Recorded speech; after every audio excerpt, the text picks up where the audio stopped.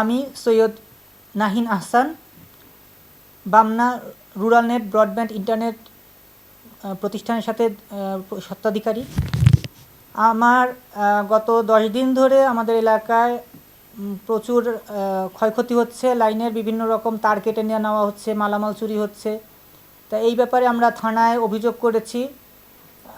এই সংশ্লিষ্ট কর্তৃপক্ষের কাছে দ্রুত সহযোগিতা কামনা করছি যে এই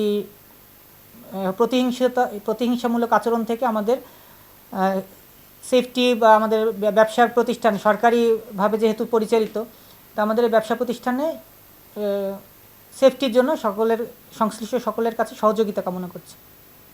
গত 10 দিন ধরে আমাদের এই তার কাটাকাটি বা মালামাল অনেক চুরি যাচ্ছে। তা এখন এই টানা ঘটনার কারণে আমরা এস্টিমেট করতে পারি না যে কত কী ক্ষতি হয়েছে। তা মোটমাট ধারণা করা হচ্ছে 7 থেকে 10 লাখ টাকার ক্ষতি করা হয়েছে। আর গ্রাহকদের ক্ষেত্রে দেখা যায় ওই অন্যান্য কোম্পানিগুলো হয়তো বা এই টাইমে আমার লাইনটা যেহেতু বন্ধ থাকছে কিছুক্ষণের জন্য, তা তারা হয়তো বা অন্যান্য প্রতিষ্ঠান চেষ্টা করতে পারে যে লাইন তাদেরটা দেওয়ার। তা আমরা গ্রাহকদের জন্য অবশ্যই এই যে আমার ক্ষতি তো আল্লাহ দেখবে ইনশাল্লাহ। রমজান মাসে যেহেতু এরকম একটা ঘটনা ঘটছে, তা আমার বিচার আল্লাহর কাছে।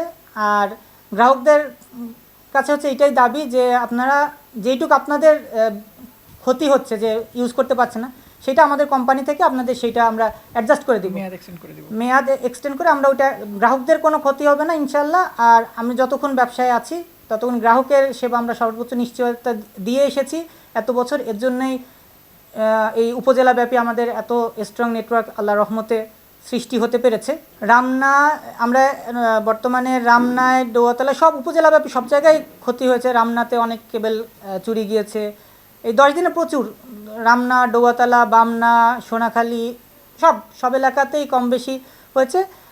এই আজকেরটা একটু বেশি রকমই ছিল। আজকেরটা একই রাতে অনেক বেশি পয়েন্টে। আগে দেখা যাচ্ছে এক পয়েন্টে হয়তো বা কিছু দূর কেটে চলে গিয়েছে, কিন্তু আজকেরটা এমন ছিল যে মনে হয় যে একাধিক টিম মিলে কেটেছে, মানে টিম ওয়ার্কের মতো লেগেছে। কিন্তু এর আগেরগুলো ছিল পার্সোনাল অ্যাটাকের মতো এক একজনের, কিন্তু আজকেরটা যেটা ছিল যে একটা টিম ওয়ার্কের মতো অনেকে মিলে কাজ করেছে মনে হচ্ছে।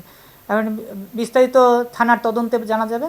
এই ক্ষেত্রে আমরা দেখা গিয়েছে যে যারা তার কেটেছে বা কিছু, এখন নিশ্চয়ই আমাদের তার কাটা লোকের মধ্যে যারা এসব লাইনে কাজ করা তারা ছিল, কারণ রাস্তায় তো অনেক ধরনের তার থাকে, কোনটা আমার তার কোনটা কার তার সেটা আসলে কি এই লাইনে লোক ছাড়া কেউ বুঝতে পারে না যে এটা কার তার কোনটা। তো বেছে বেছে আমার তার যখন কাটা হয়েছে বা এইগুলাই শুধু কাটা হয়েছে, সেই ক্ষেত্রে মনে হয়েছে যে হয়তো বা এই লাইনে জড়িত। আর সিসিটিভি ফুটেজে যা পাওয়া গিয়েছে সেই অনুযায়ী দুইজন লোককে শনাক্ত করা গিয়েছে যারা একাধিক কোম্পানির সাথে, এই যে বামনায় টোটাল 11টা কোম্পানি কাজ করছে। তারা একাধিক কোম্পানিতে কাজ করা লোক আছে, পার্ট টাইম, কেউ আর কি ফিক্সড টাইম না। হয়তো বা সেসব কোম্পানি তো কোনো গন্ডগোল করার কারণে হয়তো বা কাজে রাখে নাই বা কিছু। তো এইরকম দুইজনের পাওয়া গেছে ফুটেজ অনুযায়ী। আর বাকিটা এখন আরও তদন্তের বের হয়ে আসতে পারে ইনশাল্লাহ।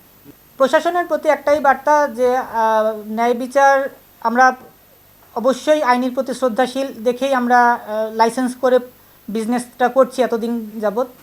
তা প্রশাসন এমন কোনো পদক্ষেপ নেবেন না অবশ্যই যে আইন সবার জন্য সমান, সুতরাং প্রশাসন সঠিক পদক্ষেপ নেবে বলেই আমার বিশ্বাস। আর আশা করি আমরা সর্বাত্মক সহযোগিতাই প্রশাসনের কাছ থেকে পাব। আর প্রশাসনের একটা টহল চালু ছিল আগে হচ্ছে রাতের বেলা এই মেইন শহরের ভিতরেও সব জায়গায় ঘুরতো, সেই টহলটা এখন সম্ভবত বন্ধ।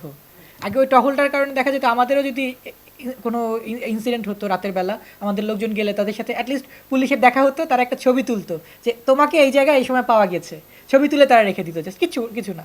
এই যে একটা ব্যবস্থা ছিল, এই ব্যবস্থাটা যদি চালু থাকতো তাইলে হয়তো এই ধরনের ইনসিডেন্ট ঘটতোই না।